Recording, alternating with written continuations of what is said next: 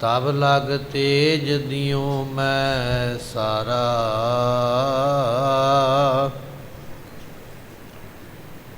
जब एह गह विपरन की रीत। मैं न करूं इनकी प्रतीत, जजन भजन मम खालसा, खालसा पूजबे जोगा। दास गोबिंद फतेह खालसा, वाहिगुरु। दरस परस मिटै सोग। वाहिगुरु। एक अंकारा सतगुरु, तेह प्रसाद सच होए। वाहिगुरु जी की फतेह है, विघ्न विनाशन सो। एक अंकारा सतगुरु, तेह प्रसाद सच होए। वाहिगुरु जी की फतेह है, विघ्न विनाशन सोय। सुखाओ टल गुर सेविय, अहनिस सहज सुभाए। दर्शन परसै गुरु कै, जन्म मरण दुख जाए। मीणे अरम संद धीर मलिए, कुड़ी मार रम रही न मिलिए। सवा रजत पण अमृत सरजी, तिम दे पाहुल दा जो गुरु जी। वाहिगुरु जी का खालसा, वाहिगुरु जी की फतेह। किरपा निधान गरीब नवाज सतगुरु, गुरु ग्रंथ साहिब जियां दी पावन पवित्र हजूरी दा आनंद मान रही गुरु की संगत। ਆਪਾਂ ਸਾਹਿਬ ਗੁਰੂ ਗੋਬਿੰਦ ਸਿੰਘ ਮਹਾਰਾਜ ਜੀ ਦਾ ਇਤਿਹਾਸ ਸਰਵਨ ਕਰਨ ਵਾਸਤੇ ਸਤਿਗੁਰਾਂ ਦੇ ਦਰਬਾਰ ਵਿੱਚ ਆ ਕੇ ਪ੍ਰਾਪਤ ਹੋਏ ਆ। ਗੁਰੂ ਗੋਬਿੰਦ ਸਿੰਘ ਸਾਹਿਬ ਮਹਾਰਾਜ ਸਾਹਿਬ ਵੱਲੋਂ ਪੰਜਾਂ ਪਿਆਰਿਆਂ ਨੂੰ ਅੰਮ੍ਰਿਤ ਦੀ ਦਾਤ ਬਖਸ਼ਿਸ਼ ਕੀਤੀ ਗਈ ਹੈ। ਜਿਵੇਂ ਆਪਾਂ ਇਤਿਹਾਸ ਵਿੱਚ ਕੱਲ੍ਹ ਬਚਨ ਸਰਵਣ ਕੀਤੇ ਸਨ ਕਿ ਅੰਮ੍ਰਿਤ ਦੇ ਨਾਲ ਨਾਲ ਮਰਿਆਦਾ ਅਤ ਜ਼ਰੂਰੀ ਹੈ। ਜੇ ਮਰਿਆਦਾ ਨਹੀਂ ਹੈ ਤਾਂ ਅੰਮ੍ਰਿਤ ਦਾ ਨਿਵਾਹ ਪੂਰਾ ਨਹੀਂ ਹੋਵੇਗਾ। ਅੰਮ੍ਰਿਤ ਛਕਿਆ ਹੈ ਉਹਦੇ ਨਾਲ ਮਹਾਰਾਜ ਦੀਆਂ ਕੁਝ ਹਦਾਇਤਾਂ ਨੇ, ਕੁਝ ਸਿੱਖਿਆਵਾਂ ਨੇ ਜਿਹੜੀਆਂ ਮੰਨਣੀਆਂ ਪੈਣਗੀਆਂ, ਜਿਨ੍ਹਾਂ ਦੇ ਉੱਪਰ ਚੱਲਣਾ ਪਵੇਗਾ। ਉਸ ਦੇ ਮੁਤਾਬਕ ਜੀਵਨ ਚੱਲੇਗਾ ਤੇ ਠੀਕ ਹੈ। ਉਹਦੇ ਵਿੱਚ ਆਪਾਂ ਬਚਨ ਪਿੱਛੇ ਇਤਿਹਾਸ ਵਿੱਚ ਸਰਵਣ ਕਰਿਆ ਹੈ। ਅੱਗੇ ਜਿਵੇਂ ਮਹਾਰਾਜ ਕਿਰਪਾ ਕਰਦੇ ਆਓ ਅੱਜ ਸਰਵਣ ਕਰੀਏ, ਮਿਲ ਕੇ ਆਖੀਏ ਸਤਨਾਮ ਸ਼੍ਰੀ ਵਾਹਿਗੁਰੂ ਸਾਹਿਬ ਜੀ। ਮੀਣੇ ਅਰਮ ਸੰਦ ਧੀਰ ਮਲੀਏ। ਸਤਿਗੁਰੂ ਪਾਤਸ਼ਾਹ ਮਹਾਰਾਜ ਸਾਹਿਬ ਜੀਆਂ ਨੇ ਕੱਲ੍ਹ ਆਪਾਂ ਬਚਨ ਸਰਵਣ ਕੀਤੇ ਸੀ। ਪੰਜਾਂ ਦੇ ਨਾਲ ਮੇਲ ਨਹੀਂ ਕਰਨਾ, ਪੰਜਾਂ ਦਾ ਵਸਾਹ ਨਹੀਂ ਕਰਨਾ। ਵਸਾਹ ਤੋਂ ਭਾਵ ਹੁੰਦਾ ਵੀ ਭਰੋਸਾ ਨਹੀਂ ਕਰਨਾ, ਸਤਰਕ ਰਹਿਣਾ, ਸਾਵਧਾਨ ਰਹਿਣਾ। ਕਦੇ ਵੀ ਡੰਗ ਮਾਰ ਸਕਦੇ, ਧੋਖਾ ਦੇ ਸਕਦੇ, ਦੂਰ ਹੀ ਰਹਿਣਾ। ਜਿਹੜਾ ਬੰਦਾ ਧੋਖਾ ਦੇਣ ਵਾਲਾ, ਦੂਰ ਪਿੱਛੇ ਰਹਿਣਾ। ਉਹ ਕਿਹੜੇ ਸਨ? ਮੀਨੇ, ਮਸੰਦ, ਰਾਮ ਰਾਈਏ, ਧੀਰ ਮਲੀਏ, ਗੰਗੂ ਸ਼ਾਹੀਏ। ਇਹ ਉਹ ਪੰਜ ਨੇ। ਇਹਨਾਂ ਦਾ ਇਤਿਹਾਸ ਆਪਾਂ ਕੱਲ੍ਹ ਵਿਸਥਾਰ ਦੇ ਨਾਲ ਸਾਖੀਆਂ ਦੇ ਸਮੇਤ ਸਰਵਣ ਕੀਤਾ। ਉਹਦੇ ਵਿੱਚੋਂ ਬਾਅਦ ਵਿੱਚ ਮਹਾਰਾਜ ਨੇ ਆਖਿਆ ਪੰਜਾਂ ਨਾਲ ਮੇਲ ਨਹੀਂ ਕਰਨਾ। ਸਿਰ ਕੁੜੀ ਮਾਰ, ਨੜੀ ਮਾਰ, ਸਿਰ ਗੁੰਮ, ਮੁਨੇ, ਇਹਨਾਂ ਪੰਜਾਂ ਦੇ ਨਾਲ ਕਦੇ ਆਪਣਾ ਰਿਸ਼ਤਾ ਨਹੀਂ ਰੱਖਣਾ। ਨਾ ਰੋਟੀ ਦੀ ਸਾਂਝ ਰੱਖਣੀ, ਨਾ ਧੀਆਂ ਪੁੱਤਰਾਂ ਦੀ ਸਾਂਝ ਰੱਖਣੀਆਂ ਨੇ, ਨਾ ਰਿਸ਼ਤੇਦਾਰੀ ਰੱਖਣੀ। ਇਹ ਵੀ ਬਚਨ ਆਪਾਂ ਸਰਵਣ ਕਰ ਲੈ। ਉਸ ਤੋਂ ਬਾਅਦ ਵਿੱਚ ਗੁਰਮੁਖੋ 4 ਬੱਜਰ ਕੁਰੈਤਾਂ, ਜਿਹਦੇ ਵਿੱਚੋਂ ਆਪਾਂ ਬਚਨ ਸਰਵਣ ਕੀਤਾ ਸੀ ਹੁੱਕਾ ਪੀਣ ਵਾਲੇ, ਹਜਾਮਤ ਆਪਣੇ ਕੇਸਾਂ ਨੂੰ ਕਟਾਉਣ ਵਾਲੇ, ਹਲਾਲ ਮਾਸ ਸ਼ਰਾਬ ਦੀ ਵਰਤੋਂ ਕਰਨ ਵਾਲੇ। ਇਹ 3 ਜਿਹੜੀਆਂ ਬੱਜਰ ਕੁਰੈਤਾਂ ਨੇ ਇਹ ਆਪਾਂ ਪਿੱਛੇ ਸਰਵਣ ਕੀਤੀਆਂ। ਜਿਹੜੀ ਚੌਥੀ ਬੱਜਰ ਕੁਰੈਤ ਹੈ, ਹੁੱਕਾ ਹਜਾਮਤ ਹਲਾਲੋ ਹਰਾਮ, ਇਹ ਚੌਥੀ ਹੈ ਜਿਸ ਨੂੰ ਹਰਾਮ ਕਿਹਾ ਗਿਆ। ਹਰਾਮ ਤੋਂ ਭਾਵ ਇਹ ਹੈ ਦੇਖ ਪਰਾਈਆਂ ਚੰਗੀਆਂ, ਮਾਵਾਂ ਭੈਣਾਂ ਧੀਆਂ ਜਾਣੈ, ਏਕਾ ਨਾਰੀ ਜਤੀ ਹੋਏ, ਪਰ ਨਾਰੀ ਧੀ ਭੈਣ ਵਖਾਣੈ। ਪਰਾਇਆ ਕੋਈ ਵਿਅਕਤੀ ਹੈ ਜਾਂ ਪਰਾਈ ਕੋਈ ਇਸਤਰੀ ਹੈ, ਉਸ ਨੂੰ ਆਪਣੀ ਮਾਂ ਭੈਣ ਜਾਂ ਪੁੱਤਰੀ ਜਾਣਨਾ। ਬੀਬੀਆਂ ਵੱਲੋਂ ਪਿਤਾ ਭਰਾ ਜਾਂ ਪੁੱਤਰ ਜਾਣਨਾ, ਇਹ ਮਹਾਰਾਜ ਨੇ ਸਿੱਖਿਆ ਦਿੱਤੀ ਹੈ। ਇਸ ਨੂੰ ਕਿਹਾ ਜਾਂਦਾ ਹਰਾਮ। ਨਿਮਕ ਕਾਮ ਸਵਾਦ ਕਾਰਨ ਕੋਟ ਦਿਵਸ ਦੁੱਖ ਪਾਵੈ। ਸਤਿਗੁਰੂ ਪਾਤਸ਼ਾਹ ਮਹਾਰਾਜ ਸਾਹਿਬ ਜੀਆਂ ਦਾ ਬਚਨ ਹੈ ਕਿ ਥੋੜ੍ਹੇ ਸਮੇਂ ਵਾਸਤੇ ਤੇਰੀ ਬਿਰਤੀ ਮਾੜੀ ਹੋਈ ਹੈ ਤੇ ਉਹਦੀ ਸਜ਼ਾ ਬੜੀ ਵੱਡੀ ਹੈ, ਕਈ ਜਨਮਾਂ ਦੀ ਸਜ਼ਾ ਮਿਲੇਗੀ। ਇਸ ਕਰਕੇ ਇਹ ਉੱਚਾ ਸੁੱਚਾ ਅਖਲਾਕ ਮਹਾਰਾਜ ਨੇ ਸਾਨੂੰ ਸਮਝਾਇਆ। ਤੇ ਮਹਾਰਾਜ ਸਾਹਿਬ ਜੀਆਂ ਦੇ ਸਮੇਂ ਇੱਕ ਸਾਖੀ ਵੀ ਆਉਂਦੀ ਹੈ ਕਿ ਕਿਸੇ ਵੇਲੇ ਕੋਈ ਹਮਲਾ ਹੋਇਆ, ਹਮਲੇ ਦੇ ਵਿੱਚ ਕਾਫੀ ਸਿੱਖ ਮਾਰੇ ਗਏ, ਕਾਫੀ ਮੁਸਲਮਾਨ ਮਾਰੇ ਗਏ। ਕੁਝ ਮੁਸਲਮਾਨ ਗੁਰੂ ਕਿਆਂ ਸਿੱਖਾਂ ਨੇ ਕੈਦ ਕਰ ਲਏ, ਪਰਿਵਾਰਾਂ ਦੇ ਸਮੇਤ, ਇਸਤਰੀਆਂ ਦੇ ਸਮੇਤ। ਮਨ ਵਿੱਚ ਬੜਾ ਗੁੱਸਾ ਹੈ ਵੀ ਇਹਨਾਂ ਨੇ ਸਾਡੇ ਸਾਥੀ ਸਿੱਖਾਂ ਨੂੰ ਮਾਰਿਆ ਹੈ। ਕਿਸੇ ਦਾ ਭਰਾ ਮਰਿਆ, ਕਿਸੇ ਦਾ ਪੁੱਤਰ, ਕਿਸੇ ਦਾ ਬਾਪ ਮਰਿਆ, ਕਿਸੇ ਦਾ ਕੋਈ ਰਿਸ਼ਤੇਦਾਰ, ਕਿਸੇ ਦਾ ਕੋਈ ਦੋਸਤ ਮਰਿਆ। ਗੁੱਸਾ ਬੜਾ ਹੈ। ਇਹਨਾਂ ਦੇ ਪਰਿਵਾਰਾਂ ਕੋਲੋਂ ਬਦਲਾ ਲਿਆ ਜਾਵੇ, ਉਹਨਾਂ ਦੀ ਇੱਜ਼ਤ ਰੋਲ ਕੇ ਤੇ ਬਦਲਾ ਲਈਏ ਅਸੀਂ। ਮਹਾਰਾਜ ਸਾਹਿਬ ਜੀਆਂ ਦੇ ਕੋਲ ਇਹ ਖਬਰ ਪਹੁੰਚੀ। ਮਹਾਰਾਜ ਕਹਿਣ ਲੱਗੇ ਨਹੀਂ, ਇਹ ਪਾਪ ਹੈ, ਇਹ ਕੁਕਰਮ ਹੈ, ਕਦੇ ਵੀ ਨਹੀਂ ਕਰਨਾ। ਹਮਨੇ ਲੈ ਜਾਣੋ ਪੰਥ ਉਚੇਰੇ, ਇਹ ਬਚਨ ਹੈ ਵੀ ਅਸੀਂ ਪੰਥ ਨੂੰ ਬੜਾ ਉੱਚਾ ਲੈ ਕੇ ਜਾਣਾ, ਉੱਚੀ ਰਹਿਤ ਬਹਿਤ ਵਿੱਚ ਰੱਖਣਾ। ਇਹੋ ਜਿਹਾ ਕੁਕਰਮਾਂ ਵਾਲਾ ਕੰਮ, ਨੀਵਾਂ ਕੰਮ ਨਹੀਂ ਕਰਨਾ। ਸਤਿਗੁਰਾਂ ਨੇ ਵਰਜਿਆ, ਰੋਕਿਆ ਤੇ ਬਚਨ ਆਖਿਆ ਮਹਾਰਾਜ ਸਾਹਿਬ ਜੀਆਂ ਨੇ, ਏਕਾ ਨਾਰੀ ਜਤੀ ਹੋਏ। ਇੱਕ ਇਸਤਰੀ ਦਾ ਜਤੀ, ਇੱਕ ਪੁਰਸ਼ ਦਾ ਜਤੀ ਰਹਿਣਾ ਹੈ।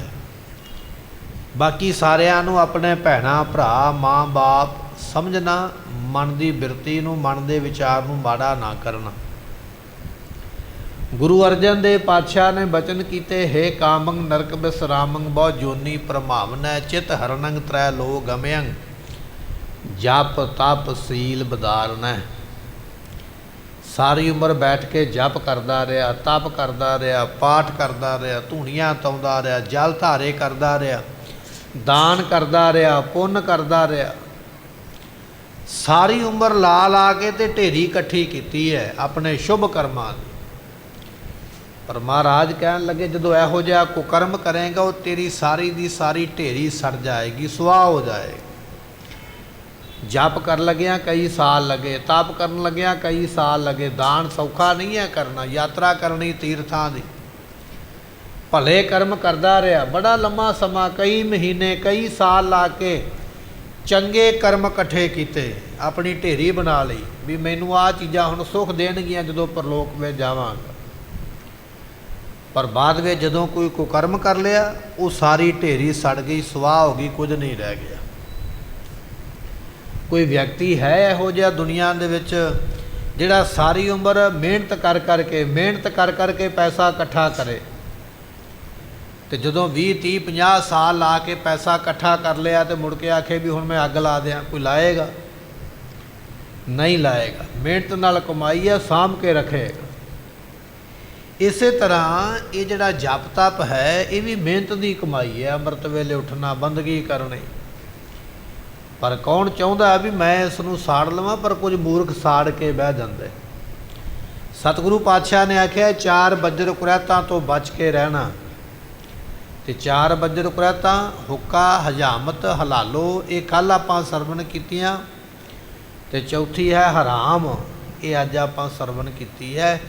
ਇਹਨਾਂ 4 ਕਰੈਤਾਂ ਵਿੱਚੋਂ ਇੱਕ ਵੀ ਕਰੈਤ ਹੋ ਜਾਵੇ ਕਿ ਉਹ ਪਤਿਤ ਹੋ ਜਾਂਦਾ, ਉਹਨੂੰ ਫਿਰ 5 ਪਿਆਰਿਆਂ ਦੇ ਦੁਬਾਰਾ ਪੇਸ਼ ਹੋਣਾ ਪਵੇਗਾ, ਫਿਰ ਅੰਮ੍ਰਿਤ ਦੀ ਦਾਤ ਲੈਣੀ ਪਵੇਗੀ। ਇਹ ਮਹਾਰਾਜ ਨੇ ਮਰਿਆਦਾ ਦੱਸੀ ਹੈ। ਇਹਦੇ ਤੋਂ ਅੱਗੇ ਮਹਾਰਾਜ ਸਾਹਿਬ ਜੀਆਂ ਨੇ ਫਿਰ ਸਾਨੂੰ 5 ਕਕਾਰ ਬਖਸ਼ੇ। ਸਾਰਿਆਂ ਤੋਂ ਪਹਿਲਾ ਕਕਾਰ ਕੇਸ। ਕੇਸ ਗੁਰੂ ਕੀ ਮੋਹਰ ਨੇ, ਗੁਰੂ ਦੀ ਨਿਸ਼ਾਨੀ ਹੈ। ਇਹਨਾਂ ਦੀ ਹਿਫਾਜ਼ਤ ਕਰਨੀ, ਇਹਨਾਂ ਦੀ ਸੰਭਾਲ ਕਰਨੀ, ਕੇਸਾਂ ਨੂੰ ਸੋਹਣੇ ਬਣਾ ਕੇ ਰੱਖਣਾ, ਕੇਸੀ ਇਸ਼ਨਾਨ ਕਰਨਾ, ਕੇਸਾਂ ਨੂੰ ਸਾਫ਼ ਰੱਖਣਾ, ਗੁਰੂ ਦੀ ਨਿਸ਼ਾਨੀ। ਹੁਣ ਮੰਨ ਲਓ ਗੁਰੂ ਦੀ ਨਿਸ਼ਾਨੀ ਆਪਣੇ ਕੋਲ ਹੋਵੇ ਤੇ ਆਪਾਂ ਉਹਨੂੰ ਗੰਦਾ ਨਹੀਂ ਕਰਾਂਗੇ, ਉਹਨੂੰ ਸਾਂਭ ਕੇ ਰੱਖਾਂਗੇ, ਸਵਾਰ ਕੇ ਰੱਖਾਂਗੇ। ਤੇ ਕੇਸ ਵੀ ਤੇ ਗੁਰੂ ਦੀ ਨਿਸ਼ਾਨੀ ਹੈ। ਇਹ ਕੇਸ ਐਵੇਂ ਨਹੀਂ ਮਿਲ ਜਾਂਦਾ।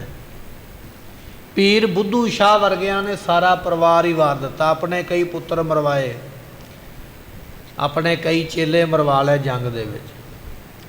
ਜਦੋਂ ਮਹਾਰਾਜ ਨੇ ਆਖਿਆ ਮੰਗ ਬੁੱਧੂ ਸ਼ਾਹ ਪੀਰ ਕੀ ਚਾਹੀਦਾ, ਆਖਿਆ ਮਹਾਰਾਜ ਕੇਸ ਆਪਣੇ ਕੰਘੇ ਸਮੇਤ ਬਖਸ਼ਿਸ਼ ਕਰ ਦਿਓ। ਇੰਨੀ ਵੱਡੀ ਕੁਰਬਾਨੀ ਕਰਕੇ ਇਹ ਕੇਸ ਐਵੇਂ ਨਹੀਂ, ਇਹਨਾਂ ਦੀ ਸੰਭਾਲ ਕਰਨੀ। ਜਦੋਂ ਅਸੀਂ ਕੰਘੇ ਨਾਲ ਕੇਸ ਸਾਫ਼ ਕਰਦੇ ਹਾਂ, ਸਾਡੇ ਕੁਝ ਕੇਸ ਟੁੱਟ ਜਾਂਦੇ ਨੇ। ਉਹਨਾਂ ਟੁੱਟੇ ਹੋਏ ਕੇਸਾਂ ਨੂੰ ਪੈਰਾਂ ਵਿੱਚ ਨਹੀਂ ਸੁੱਟਣਾ, ਇੱਧਰ ਉੱਧਰ ਨਹੀਂ ਕਿਤੇ ਰੱਖ ਦੇਣਾ, ਪੈਰਾਂ ਵਿੱਚ ਆਉਂਦੇ ਰਹਿਣ। ਜਾਂ ਜਿਹੜਾ ਕੂੜਾਦਾਨ ਬਣਿਆ, ਡਸਟਬਿਨ ਬਣਿਆ, ਉਹਦੇ ਵਿੱਚ ਵੀ ਨਹੀਂ ਸੁੱਟਣੇ ਕੇਸ ਟੁੱਟੇ ਹੋਏ। ਘਰ ਦੇ ਵਿੱਚ ਇੱਕ ਕੱਪੜੇ ਦੀ ਗੁਸਲੀ ਬਣਾ ਲਵੋ, ਉਹਦੇ ਵਿੱਚ ਟੁੱਟੇ ਕੇਸ ਸਾਂਭ ਕੇ ਸਾਰੇ ਪਾਈ ਚੱਲੋ। ਜਦੋਂ ਗੁਸਲੀ ਭਰ ਜਾਂਦੀ ਹੈ ਉਹਦਾ ਸੰਸਕਾਰ ਕੀਤਾ ਜਾਵੇ। ਇਸ ਤਰ੍ਹਾਂ ਟੁੱਟੇ ਹੋਏ ਕੇਸਾਂ ਦਾ ਵੀ ਸਤਿਕਾਰ ਕਰਨਾ, ਟੁੱਟਿਆ ਹੋਇਆ ਕੇਸ ਵੀ ਪੈਰਾਂ ਵਿੱਚ ਨਾ ਆਵੇ। ਕਈ ਵਾਰੀ ਆਪਾਂ ਬੈਠ ਜਾਂਦੇ ਮੰਜੇ 'ਤੇ, ਕੰਘਾ ਕਰਦੇ ਹਾਂ, ਜਿਹੜੇ ਕੇਸ ਟੁੱਟਦੇ ਜਾਂਦੇ ਇਕੱਠੇ ਕਰ ਕਰਕੇ ਪੈਰ ਦੇ ਅੰਗੂਠੇ ਵਿੱਚ ਲੋਕੀ ਫਸਾ ਲੈਂਦੇ। ਕੇਸਾਂ ਟੁੱਟਿਆਂ ਨੂੰ ਪੈਰ ਲਾਉਣਾ ਇਹ ਮਨਾਹੀ ਹੈ। ਇਹ ਕੇਸ ਮੋਹਰ ਨੇ, ਗੁਰੂ ਦੀ ਨਿਸ਼ਾਨੀ ਨੂੰ ਤੂੰ ਪੈਰ ਨਹੀਂ ਲਾ ਸਕਦਾ। ਜਾਂ ਅਸੀਂ ਜਿਸ ਮੰਜੇ 'ਤੇ ਬੈਠੇ ਹਾਂ ਉਸ ਮੰਜੇ ਦੇ ਸੰਘੇ ਵਿੱਚ, ਵਾਣ ਦੇ ਵਿੱਚ ਫਸਾ ਦੇਣਾ, ਚਲੋ ਕੋਈ ਨਹੀਂ, ਇਹ ਮਨਮਤ ਹੈ। ਇਹ ਕੇਸਾਂ ਦੀ ਮਹੱਤਤਾ ਹੈ। ਸਾਨੂੰ ਪਤਾ ਹੋਣਾ ਚਾਹੀਦਾ ਹੈ ਕੇਸਾਂ ਦੀ ਸੰਭਾਲ ਕਿਵੇਂ ਕਰਨੀ ਹੈ, ਔਰ ਇਸ਼ਨਾਨ ਕਰਨਾ, ਸਾਫ਼ ਰੱਖਣੇ, ਫਿਰ ਇਹਨਾਂ ਨੂੰ ਵਾਹ ਕੇ ਰੱਖਣਾ, ਟੁੱਟੇ ਹੋਏ ਕੇਸਾਂ ਨੂੰ ਸਾਂਭ ਕੇ ਰੱਖਣਾ। ਇਹ ਮਹਾਰਾਜ ਜੀਆਂ ਨੇ ਕੇਸ ਸਾਨੂੰ ਇੱਕ ਕਕਾਰ ਬਖਸ਼ਿਆ ਹੈ। 10ਵੇਂ ਪਾਤਸ਼ਾਹ ਦੇ ਬਚਨ ਨੇ, ਕਹਿਣ ਲੱਗੇ ਸਾਡਾ ਸਿੱਖ ਕਿਸੇ ਗਲਤੀ ਕਰਕੇ ਨਰਕਾਂ ਵਿੱਚ ਡਿੱਗ ਵੀ ਪਵੇਗਾ, ਅਸੀਂ ਕੇਸਾਂ ਦੀ ਨਿਸ਼ਾਨੀ ਵੇਖ ਕੇ ਉਸ ਨੂੰ ਨਰਕਾਂ ਵਿੱਚੋਂ ਬਾਹਰ ਖਿੱਚ ਲਵਾਂਗੇ। ਇਹ ਕਹਿ ਲਈਏ ਗੁਰੂ ਦੀ ਨਿਸ਼ਾਨੀ ਹੈ। ਇਹਦੇ ਕਰਕੇ ਪਤਾ ਲੱਗਦਾ ਕਿ ਮੈਂ ਸਿੱਖ ਹਾਂ। ਗੁਰੂ ਤੇਗ ਬਹਾਦਰ ਪਾਤਸ਼ਾਹ ਦੀ ਸ਼ਹੀਦੀ ਹੋਈ, ਭਾਈ ਜੈਤਾ ਜੀ ਸੀਸ ਲੈ ਕੇ ਆਏ। ਮਹਾਰਾਜ ਨੇ ਪੁੱਛਿਆ ਭਾਈ ਜੈਤਾ ਜੀ, ਕੋਈ ਸਿੱਖ ਨੇ ਹਾਂ ਦਾ ਨਾਰਾ ਨਹੀਂ ਮਾਰਿਆ ਵੀ ਪਾਪ ਹੁੰਦਾ ਪਿਆ? ਤੇ ਭਾਈ ਜੈਤਾ ਜੀ ਨੇ ਬੇਨਤੀ ਕੀਤੀ, ਮਹਾਰਾਜ ਸਿੱਖ ਤੇ ਬੜੇ ਸਨ ਹੋਣਗੇ, ਪਰ ਨਿਸ਼ਾਨੀ ਕੋਈ ਨਹੀਂ ਹੈ। ਸਤਿਗੁਰਾਂ ਨੇ ਕਿਹਾ ਅਸੀਂ ਨਿਸ਼ਾਨੀ ਬਖਸ਼ਾਂਗੇ, ਅਸੀਂ ਇਹੋ ਜਿਹਾ ਆਪਣਾ ਖਾਲਸਾ ਬਣਾਵਾਂਗੇ, ਦੱਸਣ ਦੀ ਲੋੜ ਨਹੀਂ ਪਵੇਗੀ, ਆਪਣੇ ਆਪ ਪਤਾ ਲੱਗੇਗਾ। ਉਹ ਨਿਸ਼ਾਨੀ ਕਿਹੜੀ ਬਣਾਈ ਮਹਾਰਾਜ ਨੇ? ਉਹ ਨਿਸ਼ਾਨੀ ਇਹੋ ਬਣਾਈ ਕੇਸਾਂ ਦੀ। ਮੇਰਾ ਸਿੱਖ ਕੇਸਾ ਧਾਰੀ ਹੋਵੇਗਾ। ਅੱਜ ਵੀ ਜਿਹਦੇ ਦਾੜਾ ਆਇਆ, ਜਿਹਨੇ ਪੱਗ ਬੱਧੀ ਹੈ, ਉਹ ਕਿਤੇ ਵੀ ਖਲੋਤਾ ਹੋਵੇ, ਉਹਨੂੰ ਦੱਸਣ ਦੀ ਲੋੜ ਨਹੀਂ ਕਿ ਮੈਂ ਸਿੱਖ ਹਾਂ। ਇਹ ਸਾਡੇ ਕੇਸ ਜਿਹੜੇ ਨੇ ਸਾਡੇ ਧਰਮ ਦੀ ਨਿਸ਼ਾਨੀ ਨੇ ਕਿ ਮੈਂ ਗੁਰੂ ਗੋਬਿੰਦ ਸਿੰਘ ਮਹਾਰਾਜ ਦਾ ਸਿੱਖ ਹਾਂ। ਜਾਂ ਆਪਾਂ ਕਹਿ ਲਈਏ ਵੀ ਆਪਣਾ ID ਪ੍ਰੂਫ ਨੇ ਵੀ ਮੈਂ ਸਿੱਖ ਹਾਂ। ਇਹ ਮਹਾਰਾਜ ਦੇ ਦਿੱਤੇ ਹੋਏ ਕੇਸ। ਫਿਰ ਜਿਹਦੇ ਤੋਂ ਸਾਡੀ ਪਛਾਣ ਹੋਣੀ ਹੈ, ਫਿਰ ਉਹਨੂੰ ਕੱਟਣਾ ਕਿਉਂ, ਉਹਨੂੰ ਤੋੜਨਾ ਕਿਉਂ? ਕੁਝ ਲੋਕ ਸਵੇਰੇ ਹੀ ਮੋਚਨਾ ਲੈ ਕੇ ਬੈਠ ਜਾਂਦੇ ਤੇ ਫਿਰ ਖਿੱਚ ਖਿੱਚ ਕੇ ਵਾਲ ਵਿੱਚੋਂ ਕੱਢੇ ਜਾਂਦੇ ਚਿੱਟੇ ਜਾਂ ਹੋਰ। ਨਹੀਂ, ਕੇਸਾਂ ਦੇ ਨਾਲ ਇਸ ਤਰ੍ਹਾਂ ਨਾ ਕਰ। ਇਹ ਕੇਸ ਤੈਨੂੰ ਪਹਿਚਾਣ ਦਿਵਾਉਣ ਵਾਲੇ ਨੇ। इन्हां केसां दे करके इन्नियां कुर्बानियां होईयां। भाई तारू सिंह नूं की आखिया, अपने केस कटवाला, जो चाहिदा लै ला, जिन्नी जमीन जिन्नी जायदाद जो चाहिदा, जिन्नी माया चाहिदी लै ला, बस केस कतल करवा ला। उन्हें आख्या मैनू कुछ नहीं चाहिदा, मैनू कल्ले केस ही चाहिए। तो फिर केस कटन वास्ते कैंची मंगाई गई। कैंची ने केस नहीं कटे। 10वें पातशाह महाराज ने लाज रखी, बिरथी कदे ना होवई जन की अरदास। फिर अपना बचन पगाउण वास्ते, अपनी हठी पगाउण वास्ते मोची नूं मंगा के तेसी दे नाल, रंबी दे नाल सिर वड्ढिया गया। पर भाई तारू सिंह दी शहीदी केसां करके ही होई है। अपनी पहचान गवाला, साडे आखे इलाके चल। गुरमुखे साडे वडेरियां दा इतिहास, वड्डियां दा इतिहास है। उन्हां नूं अहमियत दा पता है, उन्हां नूं पता भी केस की चीज़ ने। सानूं इहदी अहमियत दा नहीं पता। इस करके केसां दा वध तों वध सत्कार करना। ਜਿਹੜੇ केस कंघे नाल टुट जाते वो मुर्दा केस अपने आप बाहर आ जाते, ਜਿਹੜੇ ਜਿਉਂਦੇ ने वो साडे शरीर दे नाल ने। ये ककार है महाराज दा बख्शिया केस। पंजां ककारां विचों सब तो वड्डा श्रोमणी कह लईए। दूजा ककार महाराज साहब जियां ने सानू बख्शिया, जिहड़ी असीं गले विच किरपान पाउंदे आ, शस्त्र पाउंदे आ। गुरु गोबिंद सिंह महाराज दे बचन ने, मेरा अमृतधारी सिख कदे शास्त्र तो दूर नहीं होवेगा। भावें कि वड्डे तो वड्डा फौज का कमांडर कह लईए, सैनापति कह लईए, नहाउण वेले जां शरीर की किरिया करन वेले, बाथरूम जाण वेले, लैटरिन जाण वेले जां सौण वेले अपने शास्त्र नूं परे रख लैंदा, परे कर लैंदा भी चलो मैं हुण नहा लवां। गुरु गोबिंद सिंह महाराज ने आख्या नहीं, मेरी फौज में भर्ती होने वाला नहाउण वेले भी अपना शास्त्र दूर नहीं कर सकेगा। शरीर की क्रिया करनी है, बाथरूम जाना, लैटरिन जाना, उदों भी ककार तेरे नाल ही होवेगा। जे तू सुता पिया तो उदों भी शास्त्र तेरे कोल होवेगा। मेरा सिख 24 घंटे, ये अकाल पुरख की आर्मी है। दुनिया की फौज की तो कुछ घंटे की ड्यूटी है। परमात्मा की जिहड़ी फौज है ना, प्रगट्यो खालसा परमात्म की मौज, खालसा अकाल पुरख की फौज। ये फौज 24 घंटे तैयार, हर वेले शस्त्र पहनिया होया। कदे भी जंग लग जावे जां तेरी इज्जत ते बन आवे जां तेरे सामने किसी की इज्जत लुटी जा रही होवे, तैनूं शस्त्र लभण की लोड़ नहीं पवेगी भी मैं डंडा सोटा लियावां ते फिर लड़ांगा। ये महाराज ने तैनूं पक्का ही पहना दिता है, इनू कढ़ के वरत्या जा सकता। ये शस्त्र महाराज ने सानू बख्शिया। ये दूजा ककार अत लोड़ींदा है, अत जरूरी है अपनी रखिया करन वास्ते, दूसरे की इज्जत बचाउण वास्ते। अज असी महंगे तो महंगा कपड़ा लै लैने आ, जुत्ती खरीद लैने आ, रब ना करे राह विच जांदिआं साडे ते कोई विपता पै जावे, साडे महंगे कपड़े जां जुत्ती ने साडी इज्जत नूं बचाउणा नहीं, शस्त्र बचाएगा। इस करके जरूरी है। महाराज ने आख्या मेरा खालसा तैयार बर तैयार है। इशनान वेले भी श्री साहब के सिर ते बधी होवेगी, अते जे ने केसी इशनान करना तो श्री साहब के लक नाल बधी होवेगी, कदे दूर नहीं कर सकेगा। जे ये दूर करेगा फिर इनू पंजां प्यारियां दे कोल जाना पवेगा। ये अमृतधारी सिख की मर्यादा है।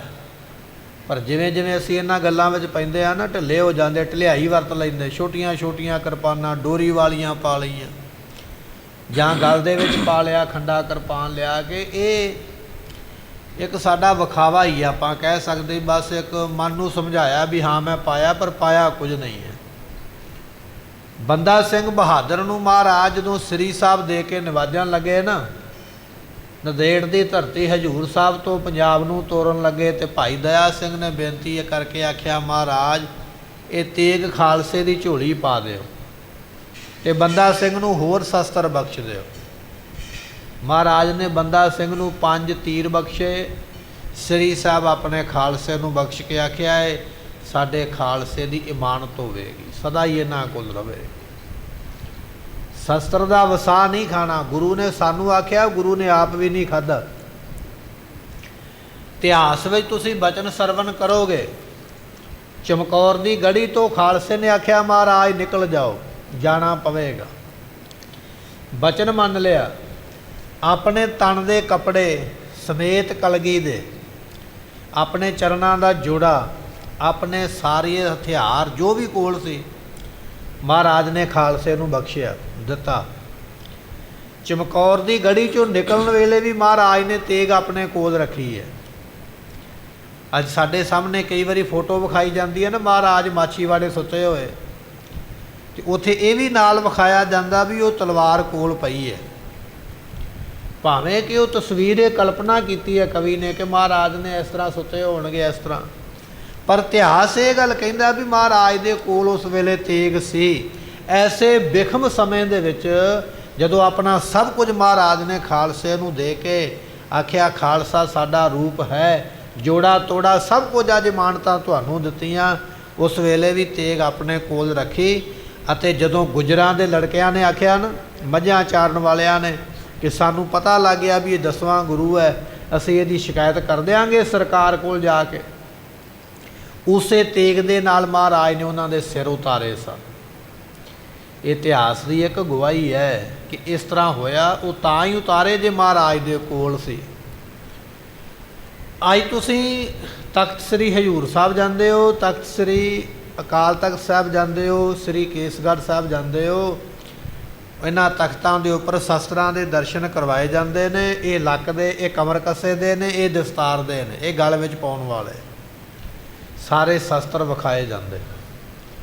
ਇਹ ਉਦਾਹਰਨਾਂ ਛੋਟੀਆਂ ਮੈਂ ਤਾਂ ਦੇ ਰਿਹਾ ਵੀ ਸਾਡੇ ਪੁਰਾਣੇ ਸਿੱਖ, ਸਾਡੇ ਵੱਡੇ ਵਡੇਰੇ ਜਾਂ ਗੁਰੂ ਸਾਹਿਬਾਨ ਇੰਨਾ ਸ਼ਸਤਰ ਨਾਲ ਪਿਆਰ ਕਰਦੇ, ਔਰ ਇਹ ਬਚਨ ਸਮਝਾਇਆ ਵੀ ਕਦੇ ਦੂਰ ਨਹੀਂ ਕਰਨਾ ਹਥਿਆਰ ਨੂੰ ਆਪਣੇ ਤੋਂ, ਹਮੇਸ਼ਾ ਸਾਵਧਾਨ ਰਹਿਣਾ, ਚੜ੍ਹਦੀ ਕਲਾ ਵਿੱਚ ਰਹਿਣਾ ਹੈ। ਇਹ ਮਹਾਰਾਜ ਜੀਆਂ ਨੇ ਸਾਨੂੰ ਦੂਜਾ ਕਕਾਰ ਬਖਸ਼ਿਆ। ਅਤੇ ਗੁਰਮੁਖੋ ਇਹ ਸਾਡੇ ਵਿੱਚ ਵੱਡੀ ਘਾਟ ਆ ਗਈ ਹੈ। ਅਸੀਂ ਆਧੁਨਿਕ ਹਥਿਆਰਾਂ ਵੱਲ ਦੌੜ ਪਏ, ਵੱਡੇ ਵੱਡੇ ਮਹਿੰਗੇ, ਪਰ ਜਿਹੜਾ ਆਧੁਨਿਕ ਹਥਿਆਰ ਹੈ, ਜਿਵੇਂ ਮੰਨ ਲਓ ਪਿਸਟਲ ਹੈ, ਬੰਦੂਕ ਹੈ, ਇਹਦੇ ਵਾਸਤੇ ਬੜੇ ਪੈਸੇ ਚਾਹੀਦੇ, ਬੜੇ ਪੈਸੇ ਲਾ ਕੇ ਫਿਰ ਖਰੀਦਿਆ ਜਾਂਦਾ। ਸਰਕਾਰ ਦੀਆਂ ਕੁਝ ਹਦਾਇਤਾਂ ਨੇ, ਕੁਝ ਨਿਯਮ ਨੇ, ਉਹ ਪੂਰੇ ਕਰਨੇ ਪੈਂਦੇ, ਫਿਰ ਜਾ ਕੇ ਤੁਸੀਂ ਹਥਿਆਰ ਖਰੀਦ ਸਕਦੇ ਹੋ। ਪਰ ਜੇ ਤੁਸੀਂ ਹਥਿਆਰ ਖਰੀਦ ਵੀ ਲਿਆ ਨਾ, ਸਰਕਾਰ ਦੀਆਂ ਜਿਹੜੀਆਂ ਨੇ ਬੰਦਸ਼ਾਂ ਪੂਰੀਆਂ ਵੀ ਕਰ ਦਿੱਤੀਆਂ। ਪਿਸਤੌਲ ਬੰਦੂਕ ਚੱਲਣ ਵਾਸਤੇ ਗੋਲੀ ਨਾਲ ਹੋਣੀ ਜ਼ਰੂਰੀ ਹੈ, ਗੋਲੀ ਬਿਨਾਂ ਹਥਿਆਰ ਕਿਸੇ ਕੰਮ ਦਾ। ਪਰ ਤੇਗ ਜਿਹੜੀ ਹੈ ਨਾ ਸ੍ਰੀ ਸਾਹਿਬ, ਉਹਨੂੰ ਆਮ ਬੰਦਾ ਵੀ ਲੈ ਸਕਦਾ, ਜਿਹੜਾ ਬੰਦਾ ਥੋੜ੍ਹੀ ਕਮਾਈ ਵਾਲਾ ਉਹ ਵੀ ਲੈ ਸਕਦਾ। ਉਹਦੇ ਵਾਸਤੇ ਕੋਈ ਬਹੁਤੀਆਂ ਬੰਦਸ਼ਾਂ ਵੀ ਨਹੀਂ ਹੈਗੀਆਂ, ਸਰਕਾਰ ਦੀਆਂ ਬਹੁਤੀਆਂ ਉੱਤੇ ਰੋਕਾਂ ਨਹੀਂ, ਔਰ ਉਹਦੇ ਵਾਸਤੇ ਗੋਲੀ ਦੀ ਵੀ ਲੋੜ ਨਹੀਂ, ਹੱਥ ਵਿੱਚ ਫੜੀ ਹੈ ਤੇ ਚੱਲ ਸਕਦੀ, ਚਲਾ ਸਕਦਾ। ਇਹਨੂੰ ਅਮੀਰ ਆਦਮੀ ਵੀ ਲੈ ਸਕਦਾ। ਸ੍ਰੀ ਸਾਹਿਬ ਬੜੀ ਮਹਿੰਗੀ ਤੋਂ ਮਹਿੰਗੀ ਪਈ ਹੈ, ਕਈ ਲੱਖਾਂ ਦੀਆਂ ਸ੍ਰੀ ਸਾਹਿਬਾਂ ਵੀ ਨੇ, ਅਤੇ ਸ੍ਰੀ ਸਾਹਿਬ ਬੜੀ ਸਸਤੀ ਵੀ ਹੈ, ਜਿਹਨੇ ਥੋੜ੍ਹੇ ਪੈਸੇ ਖਰਚਣੇ ਉਹ ਵੀ ਲੈ ਸਕਦਾ। ਇਸ ਤਰ੍ਹਾਂ ਮਹਾਰਾਜ ਨੇ ਇਹ ਸ਼ਸਤਰ ਬਖਸ਼ੇ। ਅੱਜ ਵੀ ਤੁਸੀਂ ਤਖਤ ਸ੍ਰੀ ਦਮਦਮਾ ਸਾਹਿਬ ਜਾਂਦੇ ਹੋ, ਉੱਥੇ ਮਾਤਾ ਸਾਹਿਬ ਕੌਰ ਅਤੇ ਮਾਤਾ ਸੁੰਦਰ ਕੌਰ ਦੀਆਂ ਸ੍ਰੀ ਸਾਹਿਬਾਂ ਦਰਸ਼ਨਾਂ ਵਾਸਤੇ ਅੱਜ ਵੀ ਵਿਖਾਈਆਂ ਜਾਂਦੀਆਂ। ਕੱਲਿਆਂ ਸਿੱਖਾਂ ਨੇ ਨਹੀਂ ਪਾਈਆਂ, ਜਾਂ ਕੱਲਿਆਂ ਗੁਰੂਆਂ ਨੇ ਨਹੀਂ ਪਾਈਆਂ, ਗੁਰੂ ਸਾਹਿਬਾਂ ਦੇ ਪਰਿਵਾਰ ਨੇ ਵੀ ਸ਼ਸਤਰ ਪਾਏ। ਦਮਦਮਾ ਸਾਹਿਬ ਜਾਓਗੇ, ਮਾਤਾ ਸੁੰਦਰ ਕੌਰ, ਮਾਤਾ ਸਾਹਿਬ ਕੌਰ ਜੀ ਦੀਆਂ ਤੇਗਾਂ ਉੱਥੇ ਮਿਲਦੀਆਂ ਵੇਖਣ ਵਾਸਤੇ, ਦਰਸ਼ਨ ਕਰਨ ਵਾਸਤੇ। ਸੋ ਇਹ ਬਚਨ ਹੈ ਮਹਾਰਾਜ ਜੀਆਂ ਦਾ ਵੀ ਸਾਡਾ ਸਿੱਖ ਹਰ ਵੇਲੇ ਤਿਆਰ ਰਹੇਗਾ। ਤੀਜਾ ਕਕਾਰ ਮਹਾਰਾਜ ਨੇ ਬਖਸ਼ਿਸ਼ ਕੀਤਾ ਸਾਨੂੰ ਕੜਾ। ਕੜਾ ਜਿਹੜਾ ਅੰਮ੍ਰਿਤਧਾਰੀ ਸਿੱਖ ਨੇ ਸਰਬਲੋਹ ਦਾ ਪਾਉਣਾ ਹੈ। ਸੋਨੇ ਦਾ ਪਾ ਲੈਣਾ, ਚਾਂਦੀ ਦਾ ਪਾ ਲੈਣਾ, ਹੀਰੇ ਦਾ ਪਾ ਲੈਣਾ, ਜਾਂ ਹੋਰ ਕਈ ਤਰ੍ਹਾਂ ਦੇ ਨਵੇਂ ਅੱਜ ਸੰਸਾਰ ਵਿੱਚ ਆਏ ਨੇ। ਮਹਾਰਾਜ ਨੇ ਆਖਿਆ ਨਹੀਂ, ਮੇਰਾ ਅੰਮ੍ਰਿਤਧਾਰੀ ਸਿੱਖ ਇਹੋ ਹੀ ਕੜਾ ਪਾਵੇਗਾ। ਇਹ ਕੜਾ ਜਿਹੜਾ ਹੈ, ਜਦੋਂ ਜੰਗ ਦੇ ਵਿੱਚ ਤਲਵਾਰ ਚੱਲਦੀ ਹੈ, ਉਦੋਂ ਇਹ ਕੜਾ ਬਾਹ ਨੂੰ ਵੱਢਣ ਤੋਂ ਬਚਾਉਂਦਾ ਹੈ, ਰਾਖੀ ਕਰਦਾ ਆਪਣੇ ਆਪ ਦੀ। ਦੂਜਾ, ਇਸ ਕੜੇ ਦੇ ਨਾਲ, ਲੋਹੇ ਦੇ ਕੜੇ ਦੇ ਨਾਲ ਤੇਰੇ ਸਰੀਰ ਦੇ ਵਿੱਚ ਲੋਹੇ ਦੀ ਘਾਟ ਜਿਹੜੀ ਹੈ ਇਹਨੂੰ ਪੂਰੀ ਕਰੇਗਾ। ਵਾਰ-ਵਾਰ ਤੇਰੀ ਬਾਹ ਨਾਲ ਘਸਰੇਗਾ। ਇਹ ਜਿਹੜੀਆਂ ਅੱਜ ਤੂੰ ਐਰਨ ਦੀਆਂ ਗੋਲੀਆਂ ਲੈਂਦਾ ਫਿਰਦਾ ਨਾ, ਮੇਰੇ ਅੰਦਰ ਆਹ ਘਾਟ ਹੋ ਗਈ ਹੈ, ਆਹ ਘਾਟ ਹੋ ਗਈ ਹੈ, ਇਹ ਸਤਿਗੁਰਾਂ ਨੇ ਤੈਨੂੰ ਆਪਣੇ ਆਪ ਹੀ ਇੱਕ ਬਖਸ਼ੀ ਹੋਈ ਦਾਤ ਹੈ, ਇਹ ਮਹਾਰਾਜ ਨੇ ਬਖਸ਼ਿਆ। ਤੇ ਤੀਜਾ ਮਹਾਰਾਜ ਨੇ ਕੜੇ ਦਾ ਸੰਬੰਧ ਸਾਨੂੰ ਇਹ ਬਖਸ਼ਿਆ, ਜਦੋਂ ਤੂੰ ਹੱਥਾਂ ਦੇ ਨਾਲ ਮਾੜਾ ਕੰਮ ਕਰਨ ਲੱਗੇ, ਬੰਦਾ ਭਾਵੇਂ ਕਿੰਨਾ ਵੀ ਕਵੇ ਕਿ ਮੈਂ ਬੜਾ ਸਿਆਣਾ ਹਾਂ, ਬੜਾ ਸਾਵਧਾਨ ਹਾਂ, ਬੜਾ ਹੀ ਮੈਂ ਸੋਚਣ ਸਮਝਣ ਵਾਲਾ ਹਾਂ, ਪਰ ਜਦੋਂ ਕੋਈ ਬੰਦੇ ਤੋਂ ਗਲਤੀ ਹੋਣੀ ਹੈ ਉਹਨੇ ਹੋ ਹੀ ਜਾਣਾ ਹੈ। ਜਦੋਂ ਤੂੰ ਆਪਣੇ ਹੱਥ ਨਾਲ ਕੋਈ ਮਾੜਾ ਕਰਮ ਕਰਨ ਲੱਗੇ, ਤੇਰੇ ਸਾਹਮਣੇ ਤੇਰਾ ਕੜਾ ਆ ਜਾਵੇ, ਤੈਨੂੰ ਕੜੇ ਤੋਂ ਵੇਖ ਕੇ ਪਤਾ ਲੱਗ ਜਾਵੇ ਵੀ ਇਹ ਹੱਥ ਮੇਰੇ ਗੁਰੂ ਦਾ ਹੈ, ਜਿਹੜੇ ਹੱਥ ਵਿੱਚ ਮੈਂ ਕੜਾ ਪਾਇਆ ਇਹ ਕੜਾ ਮੇਰੇ ਗੁਰੂ ਦਾ ਹੈ, ਹੱਥ ਵੀ ਮੈਂ ਗੁਰੂ ਨੂੰ ਦੇ ਦਿੱਤਾ, ਮੈਂ ਇਹਦੇ ਨਾਲ ਪਾਪ ਨਹੀਂ ਕਰਨਾ, ਮਾੜਾ ਕਰਮ ਨਹੀਂ ਕਰਨਾ, ਇਹ ਕੜਾ ਤੈਨੂੰ ਯਾਦ ਦਿਵਾਉਂਦਾ ਹੈ ਮਾੜੇ ਕਰਮਾਂ ਦੇ ਵੱਲੋਂ ਤੋਬਾ ਕਰਨ ਦੀ। ਕਿਸੇ ਦੇ ਘਰ ਨੂੰ ਜਾ ਕੇ ਲੁੱਟਣਾ, ਕਿਸੇ ਦੀ ਇੱਜ਼ਤ ਨੂੰ ਜਾ ਕੇ ਹੱਥ ਪਾਉਣਾ, ਜਾਂ ਕਿਸੇ ਦੇ ਘਰ ਕੋਈ ਚੋਰੀ ਕਰਨੀ, ਕੋਈ ਵਕਾਰੀ ਕਰਨੀ, ਉੱਥੇ ਤੈਨੂੰ ਇਹ ਕੜਾ ਇਹ ਸਿੱਖਿਆ ਦੇਵੇਗਾ, ਇਹ ਤੈਨੂੰ ਗੁਰੂ ਨੇ ਬਖਸ਼ਿਸ਼ ਕੀਤਾ ਹੈ, ਇਹਦੇ ਨਾਲ ਤੂੰ ਗੁਰੂ ਦਾ ਸਿੱਖ ਬਣਿਆ, ਇਹਦੇ ਨਾਲ ਮਾੜਾ ਕਰਮ ਨਾ ਕਰ। ਇਹ ਮਹਾਰਾਜ ਨੇ ਸਾਨੂੰ ਤੀਜਾ ਕਕਾਰ ਬਖਸ਼ਿਸ਼ ਕੀਤਾ। ਪਰ ਗੁਰਮੁਖੋ ਇਹ ਕਕਾਰ ਕੋਈ ਵੀ ਦੂਰ ਨਹੀਂ ਕੀਤਾ ਜਾ ਸਕਦਾ, ਸਰੀਰ ਦੇ ਨਾਲੋਂ ਦੂਰ ਨਹੀਂ ਹੋਵੇਗਾ। ਜੇ ਕਰੇਗਾ ਉਹਦੇ ਵਾਸਤੇ ਫਿਰ ਤੈਨੂੰ ਤਨਖਾਹੀਆ ਕਰਾਰ ਦਿੱਤਾ ਜਾਵੇਗਾ, ਅਤੇ ਤਨਖਾਹ ਲਵਾਉਣੀ ਪਵੇਗੀ, ਉਹਦੇ ਵਾਸਤੇ ਫਿਰ ਅਰਦਾਸ ਕਰਨੀ ਪਵੇਗੀ। ਇਸ ਤਰ੍ਹਾਂ ਮਹਾਰਾਜ ਜੀਆਂ ਨੇ ਇੱਕ ਕਕਾਰ ਬਖਸ਼ਿਆ ਕੇਸ, ਦੂਜਾ ਮਹਾਰਾਜ ਨੇ ਕਕਾਰ ਬਖਸ਼ਿਆ ਸ੍ਰੀ ਸਾਹਿਬ, ਤੀਜਾ ਕਕਾਰ ਬਖਸ਼ਿਆ ਕੜਾ। ਇਹ ਸਾਰੀਆਂ ਦਾਤਾਂ ਮਹਾਰਾਜ ਨੇ ਦਿੱਤੀਆਂ। ਤੇ ਚੌਥਾ ਕਕਾਰ ਮਹਾਰਾਜ ਸਾਹਿਬ ਦੀਆਂ ਨੇ ਸਾਨੂੰ ਬਖਸ਼ਿਆ ਕਛਹਿਰਾ। ਇਹ ਚੌਥਾ ਕਕਾਰ ਹੈ। ਸੀਲ ਜਤ ਕੀ ਕਛ ਪੈਰ ਪਕੜਿਓ ਹਥਿਆਰਾ। ਰਹਿਤਨਾਮੇ ਪੜ੍ਹੋਗੇ ਨਾ, ਉੱਥੇ ਬਚਨ ਆਵੇਗਾ, ਜਿਵੇਂ ਜੰਗ ਵਿੱਚ ਲੜਨ ਵਾਸਤੇ ਤਲਵਾਰ ਜ਼ਰੂਰੀ ਹੈ, ਜੇ ਆਪਾਂ ਜੰਗ ਵਿੱਚ ਚੱਲੇ ਹਾਂ ਖਾਲੀ ਹੱਥੀ ਜਾਵਾਂਗੇ, ਮਾਰ ਖਾਵਾਂਗੇ, ਕੁਝ ਨਹੀਂ ਕਰ ਸਕਾਂਗੇ।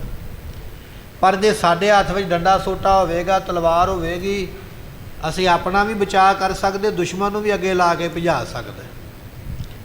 ਮੰਨ ਲਓ ਆਪਾਂ ਗਲੀ ਵਿੱਚੋਂ ਜਾਂਦੇ ਹਾਂ, 5-7 ਕੁੱਤੇ ਹੀ ਪੈ ਜਾਣ, ਸਾਡੇ ਕੋਲ ਡੰਡਾ ਹੋਵੇਗਾ, ਅਸੀਂ ਕੁੱਤਿਆਂ ਨੂੰ ਵੀ ਭਜਾਵਾਂਗੇ, ਆਪਣੇ ਆਪ ਨੂੰ ਬਚਾ ਲ। ਖਾਲੀ ਹੱਥੀ ਹੋਵਾਂਗੇ, ਉਹ ਸਾਡਾ ਨੁਕਸਾਨ ਕਰ ਦੇਣਗੇ।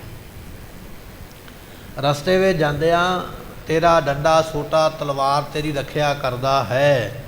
ਇਸੇ ਤਰ੍ਹਾਂ ਗੁਰੂ ਕਿਆ ਸਿੱਖਾ, ਇਹ ਜਿਹੜਾ ਮਹਾਰਾਜ ਨੇ ਤੈਨੂੰ ਕਛਹਿਰਾ ਬਖਸ਼ਿਆ, ਇਹ ਜਾਤ ਦੀ ਸੱਤ ਦੀ ਜੰਗ ਲੜਨ ਦੇ ਵਿੱਚ ਤੇਰੇ ਵਾਸਤੇ ਹਥਿਆਰ ਹੈ। ਤੂੰ ਜਤ ਸੱਤ ਵਿੱਚ ਰਵੇਂਗਾ, ਆਪਣੇ ਜੀਵਨ ਵਿੱਚ ਪਰਪੱਕ ਰਵੇਂਗਾ। ਸਾਡੇ ਗੁਰੂ ਨੇ ਸਾਨੂੰ ਦਾਤ ਬਖਸ਼ੀ ਹੈ, ਪਰ ਅਸੀਂ ਸਮਝ ਨਹੀਂ ਸਕੇ।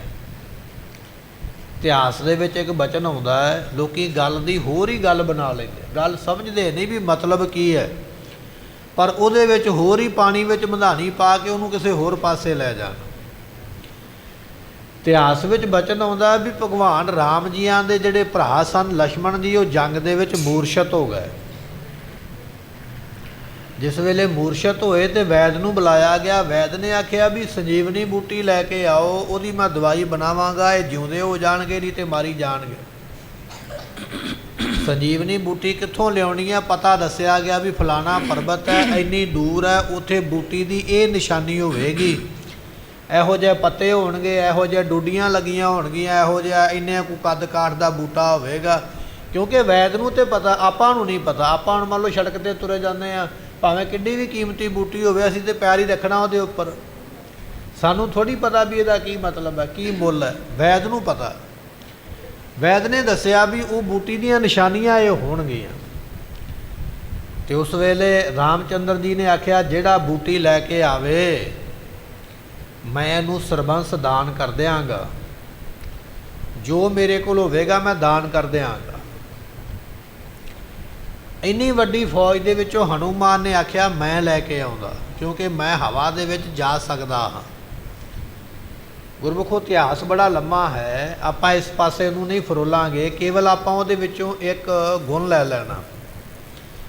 ਚਲੋ ਹਨੂੰਮਾਨ ਜੀ ਚਲੇ ਗਏ, ਉਹਨਾਂ ਨੇ ਬੂਟੀ ਲੱਭਣ ਦੀ ਕੋਸ਼ਿਸ਼ ਕੀਤੀ ਪਰ ਲੱਭੀ ਨਹੀਂ। ਕਿਸੇ ਨੂੰ ਦੱਸ ਕੇ ਭੇਜਣਾ, ਆਪਣੇ ਆਪ ਨੂੰ ਪਤਾ ਹੋਣਾ, ਬੜਾ ਫਰਕ ਹੈ। ਲੱਭਦੇ ਰਹੇ, ਨਹੀਂ ਲੱਭੀ, ਸੋਚਿਆ ਹੁਣ ਦੁਬਾਰਾ ਜਾਵਾਂਗਾ ਆਵਾਂਗਾ, ਬੜਾ ਟਾਈਮ ਲੱਗੇਗਾ, ਕਿਉਂ ਨਾ ਹੋਵੇ ਮੈਂ ਪਹਾੜ ਹੀ ਚੁੱਕ ਕੇ ਲੈ ਜਾਵਾਂ। ਜਿਹੜੀ ਬੂਟੀ ਹੋਵੇਗੀ ਆਪੇ ਵੈਦ ਲੱਭ ਲਵੇਗਾ। ਇਸੇ ਤਰ੍ਹਾਂ ਕੀਤਾ ਗਿਆ। ਉਹ ਪਹਾੜੀ ਲੈ ਆਂਦੀ ਗਈ, ਵੈਦ ਨੇ ਬੂਟੀ ਲੱਭੀ, ਲੱਭ ਕੇ ਉਹਦੀ ਦਵਾਈ ਬਣਾਈ।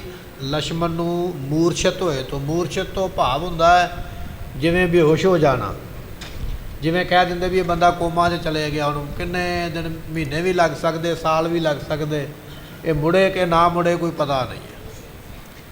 ਜਦੋਂ ਬੂਟੀ ਦਾ ਲੇਪ ਬਣਾ ਕੇ ਲਾਇਆ, ਖਵਾਇਆ, ਜੋ ਵੀ ਵੈਦ ਨੇ ਕੀਤਾ, ਤੇ ਉਹਨੂੰ ਸੁਰਤ ਆ ਗਈ, ਉੱਠ ਪਿਆ। ਹੁਣ ਕੋਈ ਬੰਦਾ ਚੰਗਾ ਕੰਮ ਕਰੇ, ਉਹ ਜਾ ਕੇ ਮਾਲਕ ਨੂੰ ਤੇ ਦੱਸੇਗਾ ਨਾ ਵੀ ਮੈਂ ਆਹ ਕੰਮ ਕੀਤਾ ਤੇ ਆਪਣਾ ਚੰਗਾ ਹੋ ਗਿਆ, ਫਾਇਦਾ ਹੋ ਗਿਆ। ਹਨੂੰਮਾਨ ਜੀ ਬੜੀ ਖੁਸ਼ੀ ਗਏ ਰਾਮ ਜੀ ਨੂੰ ਦੱਸਣ ਵਾਸਤੇ ਵੀ ਤੁਹਾਡੇ ਭਰਾ ਨੂੰ ਜਿਉਂਦਿਆਂ ਕਰ ਦਿੱਤਾ ਹੈ, ਵੀ ਮੇਰੇ ਕਰਕੇ ਵੀ ਮੈਂ ਲੈ ਕੇ ਆਇਆ, ਸੇਵਾ ਕੀਤੀ ਹੈ, ਦੱਸਣਾ ਤੇ ਬਣਦਾ ਹੀ ਹੈ। ਜਦੋਂ ਦੱਸਣ ਵਾਸਤੇ ਗਏ ਤੇ ਰਾਮਚੰਦਰ ਜੀ ਉਸ ਵੇਲੇ ਇਸ਼ਨਾਨ ਕਰਕੇ ਆਪਣੇ ਕੱਪੜੇ ਬਦਲਦੇ ਪਏ ਸਨ ਤੇ ਆਪਣਾ ਲੰਗੋਟ ਉਹਨਾਂ ਨੇ ਹੱਥ ਵਿੱਚ ਫੜਿਆ ਹੋਇਆ ਨਿਚੋੜਦੇ ਪਏ। ਹਨੂੰਮਾਨ ਨੇ ਖਬਰ ਸੁਣਾਈ ਹੈ। ਰਾਮ ਜੀਆਂ ਦਾ ਬਚਨ ਇਹ ਸੀ ਵੀ ਜੋ ਸਾਡੇ ਕੋਲ ਹੋਵੇਗਾ ਦੇਵਾਂਗੇ। ਹੱਥ ਵਿੱਚ ਲੰਗੋਟ ਸੀ, ਲੰਗੋਟ ਹੀ ਦੇ ਦਿੱਤਾ। ਕਹਿਣ ਲੱਗੇ ਹਨੂੰਮਾਨ ਕਰਮਾਂ ਵਿੱਚ ਇਹੋ ਹੀ ਹੈ। ਲੈ ਲਿਆ ਦਾਤ ਜਾਣ ਕੇ, ਉਹੀ ਬੰਨ੍ਹ ਕੇ ਰੱਖਿਆ। ਗੁਰਮੁਖੋ ਸਮੇਂ ਦਾ ਭਗਤ, ਹਨੂੰਮਾਨ ਜੀਆਂ ਨੂੰ ਭਗਤ ਕਿਹਾ ਜਾਂਦਾ ਵੀ ਭਗਤ ਨੇ ਹਰ ਵੇਲੇ ਰਾਮ ਰਾਮ ਕਰਦੇ ਰਹਿੰਦੇ। ਸਮੇਂ ਦਾ ਭਗਤ ਹੈ। ਇੰਨੀ ਵੱਡੀ ਸੇਵਾ ਕੀਤੀ, ਪਹਾੜੀ ਚੁੱਕ ਲਿਆਇਆ, ਸਮੇਂ ਦੇ ਅਵਤਾਰ ਦੇ ਭਰਾ ਨੂੰ ਜਿਉਂਦਿਆਂ ਕੀਤਾ। ਇੰਨੀ ਸੇਵਾ ਕਰਕੇ, ਇੰਨੀ ਵਾਰੀ ਰਾਮ ਰਾਮ ਕਹਿ ਕੇ ਆਪਣੇ ਮਾਲਕ ਕੋਲੋਂ ਕੀ ਮਿਲਿਆ? ਲੰਗੋਟ ਮਿਲਿਆ। ਤੇ ਗੁਰਮੁਖੋ ਸਾਨੂੰ ਸਾਡੇ ਗੁਰੂ ਕੋਲੋਂ ਕੀ ਮਿਲਿਆ? ਕਸ਼ਹਿਰਾ ਮਿਲਿਆ। ਸਾਨੂੰ ਪਹਾੜੀ ਨਹੀਂ ਚੁੱਕਣੀ ਪਈ, ਨਾ ਬੂਟੀ ਲੱਭਣੀ ਪਈ ਹੈ, ਨਾ ਕਿਸੇ ਮਰੇ ਨੂੰ ਜਿਉਂਦਾ ਕਰਨਾ ਪਿਆ। ਸਾਨੂੰ ਕਕਾਰਾਂ ਦੇ ਵਿੱਚ ਹੀ ਇਹ ਦਾਤ ਮਿਲ ਗਈ ਹੈ। ਮਹਾਰਾਜ ਨੇ ਏਡੀ ਵੱਡੀ ਦਾਤ ਦਿੱਤੀ ਹੈ ਜਿਹਦੇ ਨਾਲ ਤੇਰਾ ਜਤ ਸਤ ਬਚਿਆ ਰਹਿ ਸਕਦਾ ਹੈ, ਜਿਹਦੇ ਨਾਲ ਤੇਰਾ ਜੀਵਨ ਬਚਿਆ ਰਹਿ ਸਕਦਾ ਔਰ ਤੇਰਾ ਨਗੇਜ ਢਕਿਆ ਜਾਂਦਾ ਹੈ। ਐਡੀ ਵੱਡੀ ਦਾਤ ਇਹ ਕਸ਼ਹਿਰਾ, ਇਹ ਗੁਰੂ ਗੋਬਿੰਦ ਸਿੰਘ ਮਹਾਰਾਜ ਨੇ ਸਾਨੂੰ ਪੰਜਾਂ ਕਕਾਰਾਂ ਵਿੱਚ ਬਖਸ਼ਿਆ। ਐਸੀ ਦਾਤ ਹੈ, ਜਿਉਂਦਿਆਂ ਦਾ ਪੜਦਾ, ਮਰਿਆਂ ਦਾ ਪੜਦਾ। ਪਰ ਅਸੀਂ ਇਹਦੇ ਤੋਂ ਪਰੇ ਹੋ ਗਏ। ਅੱਜ ਕੱਲ੍ਹ ਫੈਸ਼ਨ ਦਾ ਜ਼ਮਾਨਾ, ਨਵਾਂ ਕਈ ਕੁਝ ਆ ਗਿਆ, ਸਾਨੂੰ ਕਸ਼ਹਿਰਾ ਚੰਗਿਆ ਨਹੀਂ ਲੱਗਿਆ। ਹਿੰਦੁਸਤਾਨ ਦੇ ਵੰਡ ਦੇ ਸਮੇਂ ਦੀ ਗੱਲ ਹੈ। ਕਹਿਣ ਲੱਗੇ ਵੀ ਕਈ ਲਾਸ਼ਾਂ ਪਾਣੀ ਵਿੱਚ ਰੁੜੀਆਂ ਜਾਂਦੀਆਂ। ਨਹਿਰ ਦੇ ਕਿਨਾਰੇ ਪਾਕਿਸਤਾਨ ਦੀ ਆਰਮੀ ਦੇ ਅਫਸਰ ਖਲੋਤੇ ਹੋਏ, ਵਿਅਕਤੀ ਵੀ ਖਲੋਤੇ ਹੋਏ, ਕਈ ਲਾਸ਼ਾਂ ਰੁੜੀਆਂ ਜਾਂਦੀਆਂ। ਉਹਨਾਂ ਕਈ ਲਾਸ਼ਾਂ ਦੇ ਵਿੱਚ ਇੱਕ ਔਰਤ ਦੀ ਲਾਸ਼ ਵੀ ਰੁੜੀ ਜਾਂਦੀ। ਮਾਰ ਦਿੱਤਾ, ਕਿਤੇ ਕਤਲ ਕਰਕੇ ਪਾਣੀ ਵਿੱਚ ਸੁੱਟ ਦਿੱਤਾ। ਜਦੋਂ ਲਾਸ਼ ਪਾਣੀ ਵਿੱਚ ਰੁੜਦਿਆਂ ਉਸ ਜਗ੍ਹਾ 'ਤੇ ਆਈ ਨਾ ਜਿੱਥੇ ਆਰਮੀ ਵਾਲੇ ਅਫਸਰ ਨਾਕਾ ਲਾ ਕੇ ਖਲੋਤੇ ਸਨ, ਕੋਈ ਮੁਸ਼ਤੈਦੀ ਕਰ ਰਿਹਾ, ਕੋਈ ਪੁੱਛ ਦੱਸ ਕਰ ਰਿਹਾ। ਅਫਸਰ ਦੀ ਨਿਗਾਹ ਪੈ ਗਈ ਵੀ ਸਾਹਮਣੇ ਇੱਕ ਸਰੀਰ ਰੁੜਿਆ ਆਉਂਦਾ, ਮਰਿਆ ਹੋਇਆ ਸਰੀਰ ਕਿਸੇ ਔਰਤ ਦਾ ਹੈ। ਆਪਣੇ ਸਿਪਾਹੀਆਂ ਨੂੰ ਕਹਿਣ ਲੱਗਾ ਨਹਿਰ ਵੱਲ ਪਿੱਠ ਕਰਕੇ ਦੂਜੇ ਬੰਨੇ ਮੂੰਹ ਕਰ ਲਓ। ਇੱਕ ਸਰੀਰ ਆ ਰਿਹਾ, ਬਿਨਾਂ ਕੱਪੜਿਆਂ ਤੋਂ ਹੋਵੇਗਾ, ਤੇ ਆਪਾਂ ਬਿਨਾਂ ਕੱਪੜਿਆਂ ਤੋਂ ਕਿਉਂ ਕਿਸੇ ਪਰਾਏ ਦਾ ਸਰੀਰ ਵੇਖਣਾ? ਮੂੰਹ ਦੂਜੇ ਬੰਨੇ ਕਰ ਲਓ, ਜਿੰਨਾ ਚਿਰ ਸਰੀਰ ਰੁੜ ਕੇ ਅੱਗੇ ਨਹੀਂ ਚਲੇ ਜਾਂਦਾ। ਤੇ ਉਹਨਾਂ ਵਿੱਚੋਂ ਇੱਕ ਅਫਸਰ ਨੇ ਵੇਖ ਕੇ ਆਖਿਆ, ਕਹਿਣ ਲੱਗੇ ਨਹੀਂ ਜਨਾਬ, ਇਹ ਤੇ ਕੋਈ 10ਵੇਂ ਪਾਤਸ਼ਾਹ ਦਾ ਸਿੱਖ ਹੈ ਬੀਬੀ, ਇਹਨੇ ਉਹ ਮਹਾਰਾਜ ਦੇ ਦਿੱਤੇ ਹੋਏ ਕਕਾਰ ਪਾਏ ਹੋਏ ਨੇ। ਤੇ ਅਫਸਰ ਨੇ ਉਸ ਵੇਲੇ ਆਖਿਆ, ਕਹਿਣ ਲੱਗਾ ਧੰਨ ਗੁਰੂ ਗੋਬਿੰਦ ਸਿੰਘ ਮਹਾਰਾਜ, ਜਿਹੜਾ ਜਿਉਂਦਿਆਂ ਦਾ ਵੀ ਪਰਦਾ ਰੱਖਿਆ, ਮਰੇ ਦਾ ਵੀ ਪਰਦਾ ਰੱਖਿਆ। ਉਹ ਕਕਾਰ ਕਿਹਨੇ ਬਖਸ਼ਿਆ? ਉਹ 10ਵੇਂ ਪਾਤਸ਼ਾਹ ਨੇ ਬਖਸ਼ਿਆ। ਜਿਉਂਦੇ ਦਾ ਵੀ ਪੜਦਾ, ਮਰੇ ਦਾ ਵੀ ਪੜਦਾ। ਮਰਿਆਂ ਵੀ ਆਪਣੇ ਸਿੱਖ ਜਾਂ ਬੀਬੀ ਦੀ ਇੱਜ਼ਤ ਨੂੰ ਰੁਲ ਨਹੀਂ ਦਿੱਤਾ ਮਹਾਰਾਜ ਨੇ। ਇਹ ਮਹਾਰਾਜ ਨੇ ਕਕਾਰ ਬਖਸ਼ਿਆ ਹੈ ਸਾਨੂੰ। ਅੰਮ੍ਰਿਤਧਾਰੀ ਸਿੱਖ ਵਾਸਤੇ ਕਕਾਰ ਪਾਉਣਾ ਜ਼ਰੂਰੀ ਹੈ। ਅਤੇ ਕਸ਼ਹਿਰਾ ਜਿਹੜਾ ਹੈ, ਇਸ਼ਨਾਨ ਕਰਨ ਵੇਲੇ, ਇਸ਼ਨਾਨ ਕਰਨ ਤੋਂ ਮਗਰੋਂ ਜਦੋਂ ਬਦਲਣਾ ਹੈ, ਲੱਕ ਦੇ ਨਾਲ ਤੌਲੀਆ ਪਰਨਾ ਬੰਨ੍ਹ ਕੇ ਫਿਰ ਆਪਣੇ ਕਸ਼ਹਿਰੇ ਨੂੰ ਖੋਲ੍ਹਣਾ। ਫਿਰ ਉਹਦੇ ਵਿੱਚੋਂ ਇੱਕ ਗਿੱਲਾ ਪਹੁੰਚਾ ਪੈਰ ਵਿੱਚੋਂ ਕੱਢ ਕੇ ਸੁੱਕੇ ਕਸ਼ਹਿਰੇ ਦਾ ਪਹੁੰਚਾ ਪਾ ਕੇ ਫਿਰ ਦੂਜਾ ਪਹੁੰਚਾ ਉਤਾਰਨਾ। ਇਕੱਠੇ ਦੋਨੇ ਪਹੁੰਚੇ ਨਹੀਂ ਉਤਾਰੇਗਾ, ਨਹੀਂ ਤੇ ਤਨਖਾਹੀਆ ਕਰਾਰ ਦਿੱਤਾ ਜਾਵੇਗਾ। ਗੁਰੂ ਨੇ ਇੰਨਾ ਸਾਵਧਾਨ ਕੀਤਾ ਵੀ ਤੂੰ ਚਾਹ ਕੇ ਵੀ ਦੂਰ ਨਾ ਕਰ ਸਕੇ, ਜੇ ਕਰੇਗਾ ਤੇ ਸੇਵਾ ਲਗੇ।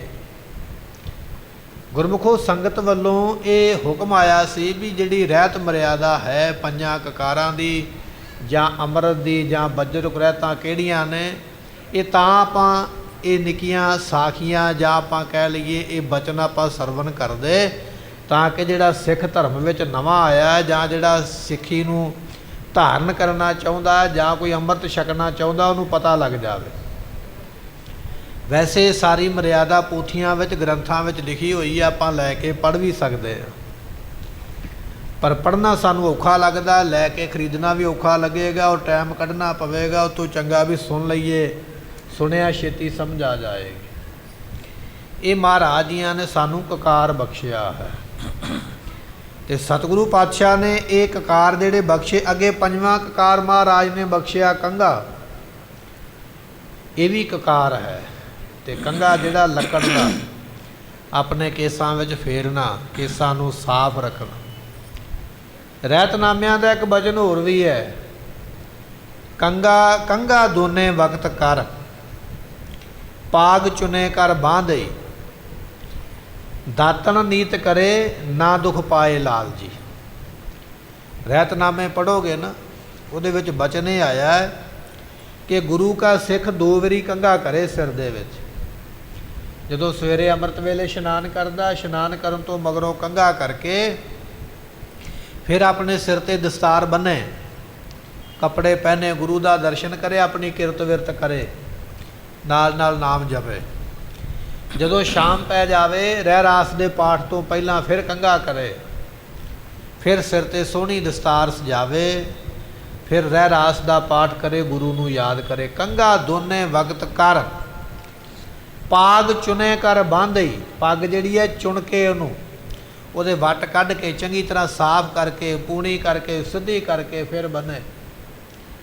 ਇਹ ਕਹਿਣ ਤੋਂ ਭਾਵ ਇਹ ਹੈ ਵੀ ਸਾਡੇ ਵਿੱਚ ਅੱਜ ਕੱਲ੍ਹ ਇਹ ਬੜਾ ਵੱਡਾ ਇੱਕ ਘਾਟਾ ਪੈਦਾ ਹੋ ਗਿਆ ਵੀ ਅਸੀਂ ਬੱਧੀ ਵਧਾਈ ਪੱਗ ਲਾ ਕੇ ਰੱਖ ਦਿੰਦੇ ਹਾਂ। ਪੱਗ ਬੰਨ੍ਹਣੀ ਬੜੀ ਔਖੀ ਲੱਗਦੀ ਹੈ, ਇਹਦੇ ਵਾਸਤੇ ਟਾਈਮ ਸਾਡੇ ਕੋਲ ਹੈ ਨਹੀਂ। ਭਾਵੇਂ ਮੋਬਾਈਲ 'ਤੇ ਅਸੀਂ ਸਾਰਾ ਦਿਨ ਗੇਮ ਖੇਡ ਲਈਏ, ਟਾਈਮ ਹੈ, ਪਰ ਜਦੋਂ ਪੱਗ ਬੰਨ੍ਹਣੀ ਹੈ ਉਦੋਂ ਟਾਈਮ ਨਹੀਂ ਸਾਡੇ ਕੋਲ।